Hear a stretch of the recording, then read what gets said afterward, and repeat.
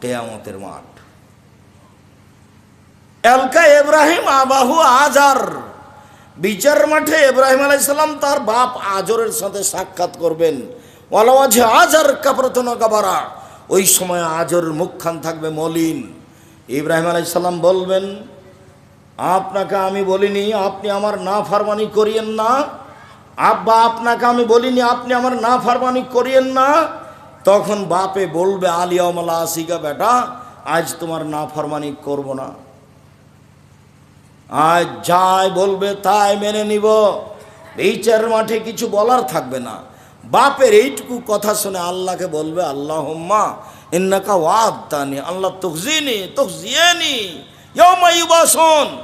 ইব্রাহিম, তোমাকে আমি বিচারের মাঠে অপমান করব না। আজ আমার বাপ জাহান্নামে যাবে, আমি জান্নাতে যাব, এর চেয়ে বড় অপমান কি হতে পারে? তুমি আমার সাথে ওয়াদা করেছো ইব্রাহিম, তোমাকে আমি বিচারের মাঠে অপমান করব না। আজকে আমার বাপ জাহান্নামে যাবে, আমি জান্নাতে যাব, এর চেয়ে বড় অপমান কি হতে পারে?